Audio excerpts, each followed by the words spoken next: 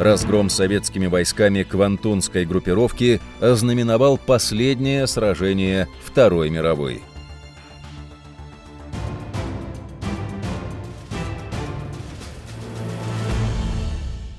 Вооружение, которое применялось, логически должно было претерпеть изменения.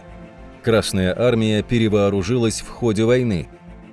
А для Японии использовать то же оружие и тактику, что на Халхин-Голе и у озера Хасан, было по меньшей мере странным. Квантунская группа начала свою активность в начале 30-х, когда милитаристская Япония оккупировала одну за одной китайские территории. Империи было необходимо держать в регионе боеспособные гарнизоны. Во-первых, постоянно бороться с силами китайского сопротивления японской агрессии, войсковыми формированиями и партизанами. Во-вторых, в конце 30-х и вплоть до Сталинградской битвы, когда наметился явный перелом в войне, Япония готовилась к вторжению в Советский Союз. Квантунская группировка и задумывалась для боевых действий против СССР. В самых смелых планах японские войска должны были дойти до Урала. А в-третьих, армии могли оперативно предоставить резервы японским частям в южных регионах, если того потребуют обстоятельства. В континентальный Китай, Малайзию, Индокитай и на острова. Собственно, так и произошло, когда ситуация на Тихоокеанском театре военных действий стала значительно ухудшаться. Советский подход к набору состава частей, задействованных в операции, был крайне продуманным. На Дальний Восток перебрасывались войска с боевым опытом на территории Европы. Причем в соответствии с типом местности, где предполагались столкновения, с аналогичным ландшафтом. Командиры тоже подбирались с европейским боевым опытом. Местные негодовали, писали рапорты в духе «Как же так? Мы тут почти 10 лет через границу в глаза им смотрим, на провокации не ведемся. Вот думали, наконец-то прокашляться дадим. А оказывается, бить их будут парни с Западного фронта. Они и так герои, дайте и нам». Но приказ есть приказ. Вооружение подвезли самое современное. С мая по август 45-го у Союза было время доставить все необходимое по Транссибу. Лучшие образцы советской бронетехники. Прорыв осуществляли докрученные по опыту боев на Западе танки Т-34 и Т-34-85. Тяжелым ИС-2 явно было тесно в Европе. И, наконец, было где разгуляться. Подтянулись и импортные «Шерманы», а огнем операцию поддерживали самоходки разных калибров, вплоть до ИСУ-152. И это не считая более 10 тысяч буксируемых орудий и минометов. Реактивных «Катюш» на разных базах задействовали 1150 штук.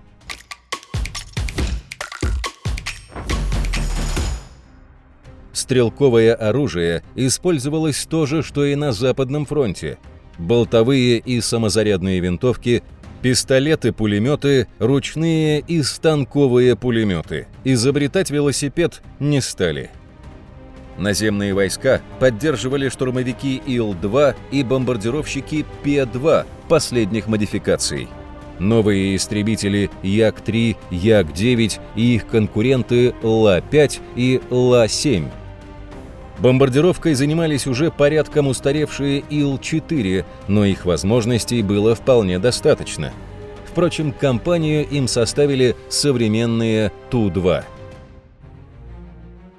Обходной десант в Корею осуществлялся катерами и малыми судами при поддержке морской авиации и ПВО. У японцев картина была другая.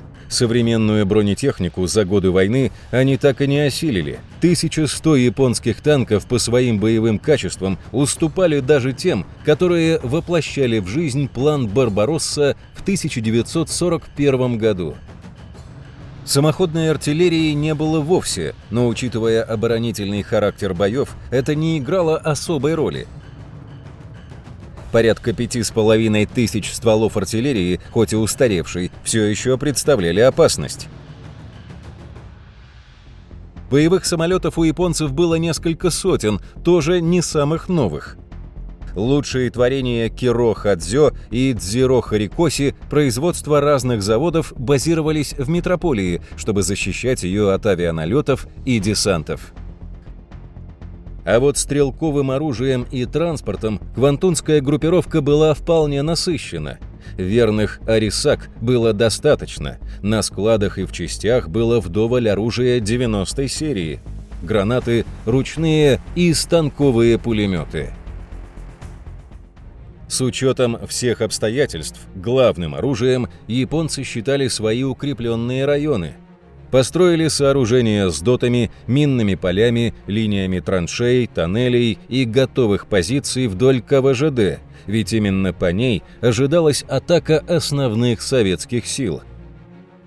Красноармейцев должны были встречать ловушки, пристреленные участки, огонь из укрытий, норы, из которых на подошедших близко солдат отряды японской пехоты выпрыгивают в штыковую атаку. Были у японцев и силы речных флотилий, боевые катера и баржи. Главное оружие советской стороны – танковые тиски. Чтобы эти ножницы не затупились о камень японских укрепрайонов, командование Красной Армии использовало бумагу, форсировало пустынные и горные районы, откуда японцы не ждали основного удара, после чего развивали наступление, и разгром основных японских сил становился делом времени. Применялось и эксклюзивное вооружение. В авангарде советских войск в бой шли несколько устаревшие легкие танки Т-26 и БТ. Японцы массово применяли самодельные мины, гранаты и ловушки, а из нор иногда выпрыгивали камикадзе, бросались под танки с взрыв-пакетами в ранце. Некоторые исследователи заявляют о массовом применении японцами реактивных минометов, в том числе нового типа, но документальных подтверждений этому нет.